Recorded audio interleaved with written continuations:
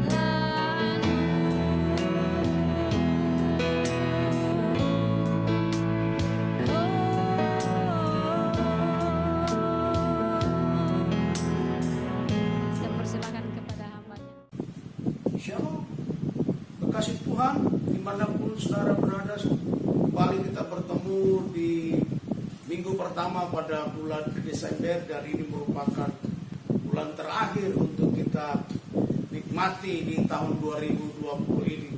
Saya bersyukur dan saya percaya kalau kita mulai ada sampai hari ini, dari awal bulan Januari, dari awal tahun sampai hari ini, kita telah melewati banyak hal yang indah, banyak hal yang luar biasa bersama dengan Tuhan kita. Saya percaya saudara ada dalam penyertaan Tuhan. Saya percaya saudara telah diberkati oleh Tuhan. Saya percaya bahwa doa-doa saudara telah didengar oleh Tuhan, dan saya percaya bahwa ada doa-doa yang telah Tuhan jawab dalam kehidupan iman kekristenan saudara dan saya. Sebab itu kita bersyukur pada hari ini kita dapat berjumpa dalam kasih Tuhan. Oleh sebab itu saudaraku yang kekasih dalam Tuhan, ntar kita akan mendengarkan firman Tuhan yang hari ini saya kasih judul, yaitu waktunya sudah singkat. Waktu Tuhan sudah singkat, saudara.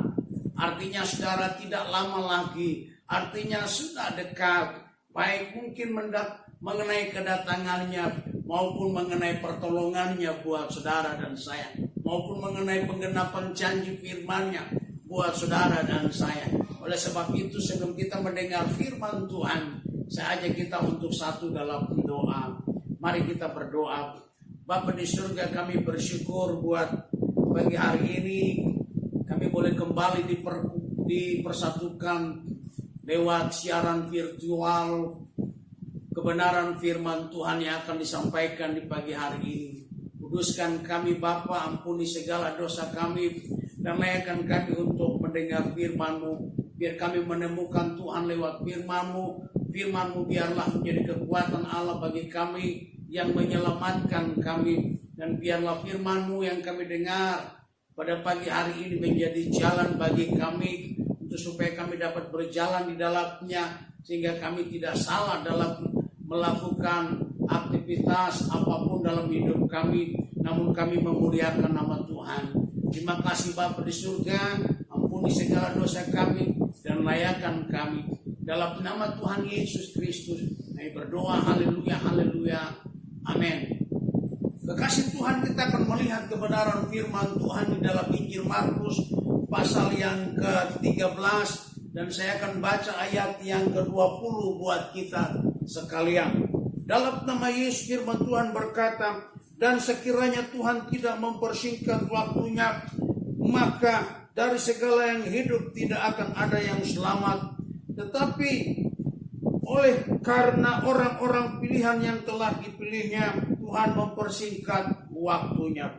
Kekasih Tuhan, Alkitab berkata tentang Tuhan mempersingkat waktunya bukan karena orang lain, tetapi oleh karena saudara dan saya, oleh karena orang-orang pilihan Tuhan yang telah dipanggil dan dipilihnya untuk memperoleh keselamatan di dalam Kristus Yesus Tuhan. Sebagaimana tadi awal saya katakan buat kita bahwa tema khotbah kita pada pagi hari ini yaitu waktunya sudah singkat. Artinya tidak lama lagi saudara, tidak lama lagi Tuhan datang. Dia datang untuk menjemput kita sebagai gerejanya di awan-awan yang bermain. Dia datang untuk memanggil kita yang namanya tercatat dalam buku kehidupan. Ataupun mungkin selama kita ada dalam dunia ini, kita sedang menanti Tuhan menjawab doa kita. Kita sedang menanti Tuhan memulihkan kita. Kita sedang menanti Tuhan melakukan hal-hal yang tidak mampu kita lakukan. Saudaraku yang kekasih, waktunya tidak lama lagi, sudah di depan mata. Kata orang sudah di depan pintu. Oleh sebab itu sebagai anak-anak Tuhan, supaya kita dapat melihat apa yang Tuhan akan nyatakan, supaya kita dapat menerima, mengalami apa yang akan Tuhan lakukan di waktu Tuhan yang singkat ini. Sebagai orang percaya kepada Yesus, apa yang harus kita perbuat di dalam kehidupan iman kita? Ada dua hal yang saya mau bagikan buat saudara dan saya pada pagi hari ini. Yang pertama, saudaraku yang kekasih, untuk kita mengalami apa yang Tuhan janjikan, apa yang Tuhan mau nyatakan buat kita di waktu Tuhan yang singkat ini. Yang pertama, saudaraku yang kekasih, yang harus kita lakukan sebagai orang percaya adalah berjaga-jaga. Berjaga-jaga. jaga, saudara. Saya ajak kita untuk melihat Alkitab, saudaraku yang kekasih dalam Tuhan. Markus 14 ayat yang ke-38. Mengapa kita harus berjaga-jaga? Alkitab berkata supaya kamu jangan jatuh dalam pencobaan. Yang pertama kita harus berjaga-jaga supaya kita jangan jatuh dalam pencobaan, saudaraku yang kekasih dalam Tuhan. Pencobaan akan menghentikan langkah kaki kita. Pencobaan akan membuat kita berhenti untuk tidak lagi meraih apa yang Tuhan janjikan buat kita. Pencobaan akan melemahkan iman kita. Pencobaan akan membuat kita kalah, saudaraku. Jikalau kita sebagai orang percaya Yesus tidak berjaga-jaga di dalam kehidupan kita. Oleh sebab itu Yesus berkata di dalam Injil Markus 14 ayat yang ke-38 tadi saya baca buat kita. Berjaga-jaga dan berdoalah supaya kamu jangan jatuh ke dalam pencobaan. Roh memang penurut, tetapi daging lemah. Peristiwa ini, saudara, ayat ini terjadi waktu Yesus ada di Taman Getsemani, waktu dia berdoa. Detik-detik menjelang, saudara, Yesus ditangkap. Detik-detik menjelang akhir kehidupannya di dunia ini, saudara yang kekasih dalam Tuhan. Yesus perlu doa, Yesus perlu bersekutu dengan Bapa, Yesus perlu menghampiri Bapa, Yesus perlu untuk duduk diam di bawah kaki Bapa di surga. Dan saudara yang kekasih, waktu Yesus berdoa, dia pulang, dia menemukan murid-muridnya sedang tertidur, saudara. Lalu dia mengingatkan mereka, berjaga-jagalah dan berdoalah supaya kamu jangan jatuh di dalam pencobaan. Ayat ini datang juga buat saudara dan saya. Waktu Tuhan sudah singkat. Saya percaya banyak yang terpanggil, sedikit yang terpilih. Pastikan saudara dipanggil oleh Tuhan, tetapi juga saudara dipilih oleh Tuhan. Pastikan kita dapat mengakhiri pertandingan iman kita, mencapai garis akhir dan meraih mahkota yang Tuhan sediakan buat kita. Apa yang harus kita lakukan? Tuhan berkata berjaga-jagalah supaya jangan kita jatuh dalam pencobaan. Pencobaan akan membuat kita kembali ke garis start, sehingga kita akan kembali dengan jerih payah, susah payah untuk berjalan meraih lagi apa yang Tuhan janjikan. Padahal sebenarnya jikalau kita tidak jatuh dalam pencobaan, tinggal selangkah lagi, tinggal sesaat lagi, sudah dekat untuk kita meraih apa yang Tuhan janjikan buat kita, untuk kita mengalami apa yang Tuhan akan nyatakan buat kita. Saudara ingat 5 gadis yang bijaksana dan 5 gadis yang bodoh, sama-sama mempersiapkan, saudara, pelita mereka. Tetapi saudara, orang yang bijak dia tahu, saudara, pelita tanpa minyak itu mustahil akan menyala. Orang yang bijak pasti menyediakan pelita dan minyak. Dan saudara yang kekasih, gadis yang bodoh, mereka punya pelita tetapi mereka tidak punya minyak.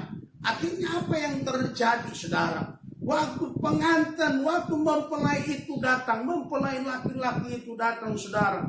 Alkitab berkata, saudara, hanya orang yang bijak, hanya wanita yang bijak yang dapat menikmati pesta itu. Sedangkan yang bodoh, mereka tidak bisa masuk dalam pesta itu. Nah, saudara yang kekasih dalam Tuhan, 5 wanita bijak itu mereka berjaga-jaga sehingga mempelai itu datang. Mereka dapat bersama dengan mempelai itu menikmati sukacita, menikmati yang Tuhan sediakan. Demikian pula saudara dan saya bagi orang percaya Yesus. Mari berjaga-jaga supaya ketika waktu itu ditetapkan, supaya ketika saat itu tiba, saudara dan saya tidak ketinggalan. Supaya waktu itu tiba, saudara dan saya mengalami Tuhan dalam kehidupan kita. Supaya saat itu tiba, penggenapan janji Tuhan terjadi buat saudara dan saya. Tidak terulur-ulur lagi, tidak tertunda lagi, tetapi tepat pada waktu Tuhan itu tiba, kita mengalami Tuhan di dalam kehidupan kita. Oleh sebab itu, kita harus berjaga-jaga supaya kita tidak jatuh di dalam pencobaan yang menjadi penghalang kita untuk meraih apa yang Tuhan akan nyatakan buat saudara dan saya. Yang kedua, mengapa kita harus berjaga-jaga, saudaraku yang kekasih? Firman Tuhan di dalam Lukas pasal yang ke-21, ayat yang ke-36 saya akan baca buat saudara. Berjaga-jagalah senantiasa sambil berdoa, supaya kamu beroleh kekuatan untuk luput dari semua yang akan terjadi itu, dan supaya kamu tahan berdiri di hadapan Anak Manusia. Firman Tuhan berkata, berjaga-jaga dan berdoa supaya kamu memperoleh kekuatan. Artinya apa, saudara? Saya simpulkan, kita perlu berjaga-jaga supaya apa? Supaya kita tetap kuat. Hari-hari ini masa sulit, saudara. Masa penentuan bagi saudara dan saya. Kita menang atau kalah ditentukan dari saat ini di mana posisi kita. Tapi saya percaya kalau saudara dan saya sedang berjaga-jaga dan berdoa, kekuatan Tuhan akan dianugerahkan buat kita. Sehingga sebesar apapun masalah, sebesar apapun pergumulan yang datang menghadang kita, kita akan tetap kuat. Kita akan tetap mampu menghadapi semuanya. Dan saya percaya kita akan keluar sebagai pemenang, bahkan lebih daripada pemenang. Berjaga-jagalah supaya saudara memperoleh kekuatan dari Tuhan. Berjaga-jagalah supaya kita tidak goyah, karena kekuatan Tuhan anugerahkan buat kita. Saudaraku yang kekasih di dalam Tuhan. Yang ketiga, mengapa kita harus berjaga-jaga? Firman Tuhan dalam 1 Petrus 5 ayat yang ke-8. Firman Tuhan dalam 1 Petrus 5 ayat yang ke-8. Firman Tuhan berkata, sadarlah dan berjaga-jagalah. Lawanmu iblis sedang berjalan mengelilingi engkau. Dia sedang mencari musuh. Dia sedang mencari orang lemah. Dia sedang mencari bangsanya untuk siap diterkam oleh dia. Kita harus berjaga-jaga yang ketiga, karena lawan kita ada di sekitar kita, saudaraku yang kekasih. Ketika dia melihat kita lemah, ketika dia melihat kita kurang waspada, ketika dia melihat kita acuh tak acuh dalam iman kita, maka saudara dan saya siap diterkam, siap direbut, siap dikalahkan, siap digagalkan. Saudara, apa yang Tuhan rancangkan buat kita digagalkan oleh iblis yang sedang ada di sekeliling kita ini. Oleh sebab itu Tuhan telah mengingatkan kita, saudara, waktu yang singkat ini mari berjaga-jaga. Berjaga-jaga supaya kita kuat. Berjaga-jaga karena iblis ada di sekitar kita, siap untuk mengalahkan kita, siap untuk menerkam kita. Berjaga-jaga supaya kita tidak jatuh dalam pencobaan. Bersyukur, saudaraku yang kekasih, Allah kita begitu baik, sungguh baik, sangat baik. Dia telah mengingatkan kita, Dia telah menasihatkan kita lewat firman-Nya, supaya kita dapat meraih apa yang Dia janjikan. Entahkah nanti waktu Dia datang memanggil nama saudara dan saya, menjemput kita di awan-awan yang permai, atau entahkah mungkin saudaraku yang kekasih, Dia akan menggenapi setiap janjinya. Dia akan menggenapi apa yang Dia beritakan dalam firman-Nya buat saudara dan saya. Saudaraku, Dia berkata pun yang pertama, berjaga-jagalah supaya kita jangan jatuh dalam pencobaan. Berjaga-jagalah supaya kita tetap kuat menghadapi situasi yang saat ini kita hadapi. Berjaga-jagalah karena kita menyadari bahwa iblis lawan kita sedang berada di sekeliling kita. Dia sedang mencari orang yang lemah. Dia sedang mencari orang yang tidak berdoa. Dia sedang mencari orang yang tidak beribadah. Dia sedang mencari orang yang jauh dari Tuhan. Dia sedang mencari orang yang kurang iman. Dia sedang mencari orang yang tidak waspada. Dan saudara, orang-orang demikian akan menjadi makanan empuk iblis. Dia akan mengalahkan orang demikian. Dia akan menundukkan orang demikian. Bahkan dia akan menggagalkan apa yang sudah saudara terima dari Tuhan. Dia akan mengacau balaukan kehidupan saudara. Dia akan membuat kita menjadi takut kepada Dia. Saudara, jika itu terjadi, sebuah penyesalan akan terjadi. Yang kedua, saudara, yang pertama kita harus berjaga-jaga. Yang kedua, tetap percaya. Kita lihat firman Tuhan di dalam Kejadian pasal 25 ayat 5 sampai dengan ayat yang ke-6. Singkat saja saya cerita buat saudara. Peristiwa ini tentang janji Tuhan. Pertemuan Tuhan dengan Abraham, saudara. Abraham merasa kuat, Abraham bimbang, Abraham bingung. Enggak, Abraham berkata jangan-jangan nanti Eliezer pembantunya, budaknya itu yang akan menikmati setiap harta, setiap warisan yang dia miliki, saudara. Tetapi saudaraku yang kekasih dalam Tuhan, firman Tuhan berkata kepada Abraham bahwa bukan Eliezer yang akan menikmati apa yang Abraham miliki, tetapi keturunan Abraham sendiri, saudara.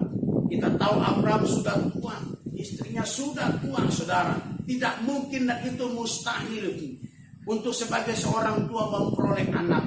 Tapi saudaraku yang kekasih, dengar baik, Alkitab berkata Abraham menjadi percaya dan hal itu diperhitungkan oleh Tuhan kepada Abraham. Kekasih Tuhan, kita harus tetap percaya. Yang pertama, sebagaimana Abraham percaya, percayalah juga saudara dan saya kepada janji Tuhan. Saya percaya Tuhan telah berjanji buat kita untuk mengangkat kita. Maka saya percaya itu akan terjadi bagi mereka yang percaya. Tuhan berjanji untuk menolong, itu pasti akan terjadi jika saudara dan saya tetap percaya. Tuhan berjanji untuk memberi jalan keluar, itu pasti terjadi. Saat ini saya tidak tahu apa yang sedang saudara hadapi, pergumulan sebesar apapun yang sedang engkau tanggung hari ini. Tapi Tuhan berjanji, Dia akan memberi jalan keluar, Dia akan memberi kelegaan buat saudara dan saya. Saya percaya saudaraku yang kekasih dalam Tuhan, sebagai nama yang dianugerahkan kepada Dia, Immanuel, Dia menyertai kita. Maka saya percaya saudaraku, di gunung, di lembah, di udara, dimanapun kita berada, tangan Tuhan tidak akan meninggalkan kita. Dia akan tetap menyertai dan melindungi kita.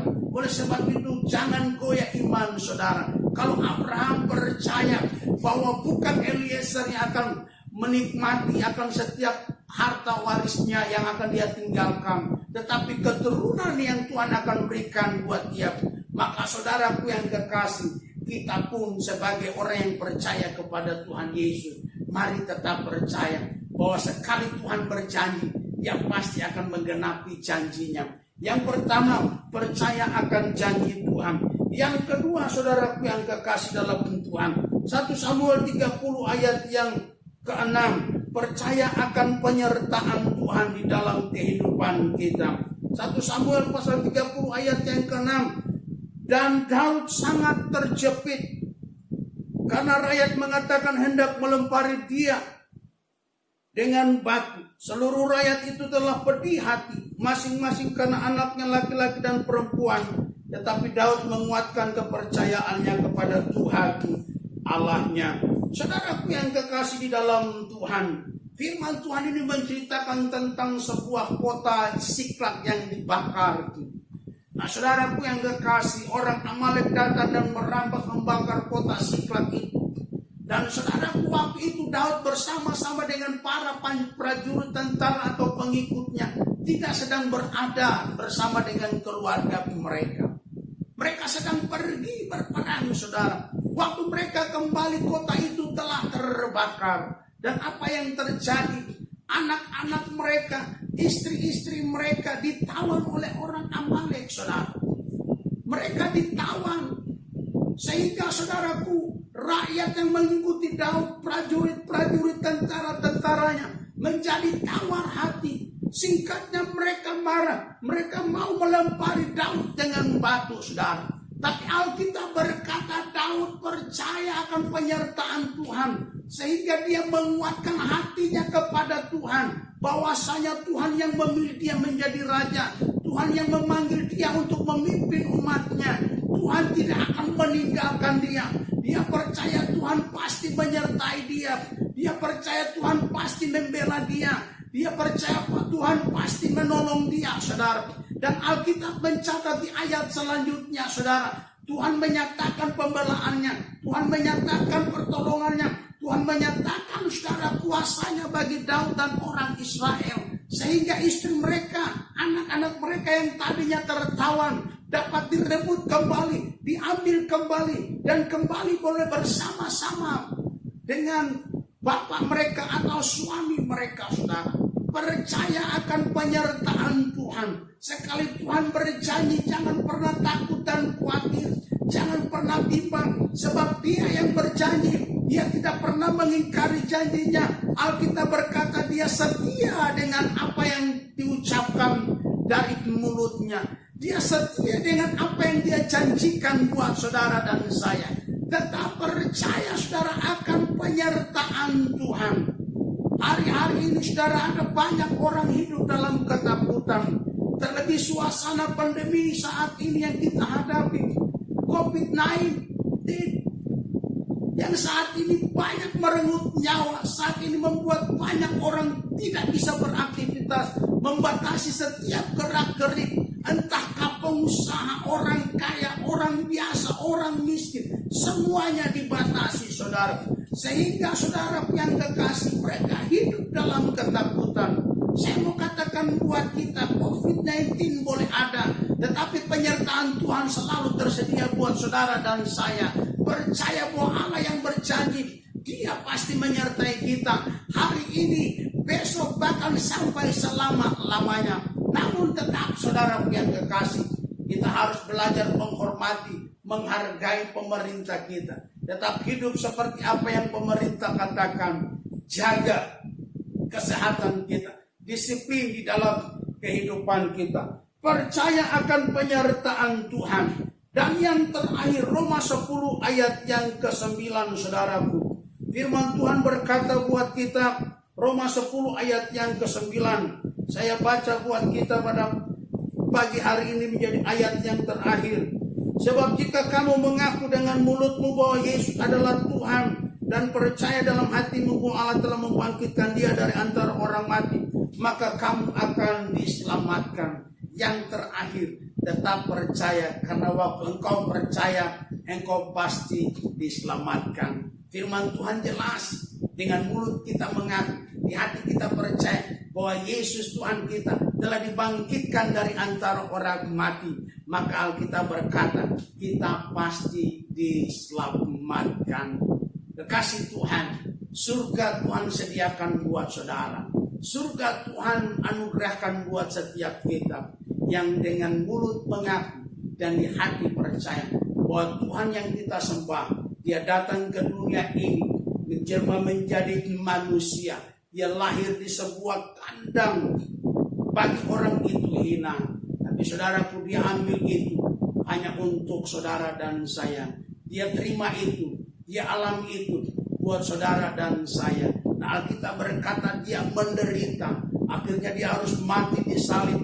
Tapi saudara, kematian tidak bisa mengalahkan Tuhan yang kita sembah. Bahkan Alkitab mencatat Dia mengalahkan kematian itu. Pada hari yang ketiga Dia bangkit saudara. Lalu saudara, Alkitab berkata bukan cuma bangkit, tetapi Dia hidup. Dan saat ini Dia sedang berada di tempatnya yang mulia, tahtanya yang kudus. Tidak lama lagi, waktunya sudah singkat, Dia akan datang kembali untuk menjemput kita. Kita berkata di ayat tadi yang kita baca, Roma pasal 10 ayat 9 tadi, yang mengaku dengan mulut, percaya di hati, pasti diselamatkan, pasti memperoleh surga, pasti menikmati pesta dengan mempelai pria yaitu Tuhan Yesus Kristus, pasti meraih mahkota yang Tuhan sediakan, pasti tempatnya di tempat yang indah dan abadi itu. Mari saudara, dua hal ini saya bagikan buat kita. Waktu Tuhan sudah singkat, semakin singkat, tidak lama lagi, sudah dekat. Pertama, berjaga-jagalah. Yang kedua, tetap percaya. Berjaga-jagalah supaya kita jangan jatuh dalam percobaan. Berjaga-jagalah supaya kita tetap kuat. Berjaga-jagalah saudara, karena iblis sedang berada di sekeliling kita. Yang kedua, percaya. Percaya akan janji Tuhan, percaya akan penyertaan Tuhan, dan percaya pasti kita diselamatkan. Sukses buat saudara. Tuhan Yesus memberkati. Engkau orang hebat, engkau bukan orang biasa, engkau lebih daripada pemenang. Tidak ada yang sanggup mengambil apa yang Tuhan telah anugerahkan bagimu. Justru engkau akan mengalahkan segala musuh. Bersama dengan Yesus, engkau akan melakukan hal-hal yang hebat. Tuhan Yesus memberkati. Mari kita berdoa. Kami bersyukur Bapa di surga, pagi hari ini boleh mendengarkan firman-Mu. Kami menyadari firman-Mu berkata Tuhan, oleh karena orang percaya Engkau mempersingkat waktu itu. Kami menyadari waktu itu semakin singkat dan sangat singkat. Oleh sebab itu Bapa di surga, ajar kami yang mendengar firman-Mu untuk berjaga-jaga supaya kami kuat. Berjaga-jaga supaya kami tidak jatuh dalam pencobaan. Berjaga-jaga karena kami menyadari bahwa iblis musuh kami berada di sekeliling kami. Dan ajar kami untuk tetap percaya. Percaya bahwa janji-Mu ya dan amin. Percaya bahwa Tuhan menyertai kami. Percaya bahwa Engkau Tuhan dan Juru Selamat kami, mati untuk menebus dosa kami dan telah bangkit dari kematian. Kami percaya keselamatan yang Tuhan janjikan, surga yang Tuhan persiapkan hanya bagi mereka yang percaya di dalam Yesus Kristus Tuhan. Tuhan memberkati keluarga besar LOB, dari pimpinan sampai seluruh para pengurus, keluarga besar LOB dalam usaha pekerjaan, dalam pendidikan anak-anak, dalam ekonomi keuangan, dalam kesehatan. Tuhan memberkati, protek oleh kuasa darah Yesus, keluarga LOB aman dalam tangan Tuhan Yesus Kristus. Tuhan memberkati bangsa dan negara kami, Indonesia aman, Indonesia sejahtera, Indonesia maju, Indonesia bisa, Indonesia hebat di dalam Yesus Kristus Tuhan. Berkati mereka yang mendengar siaran virtual firman Tuhan ini Tuhan.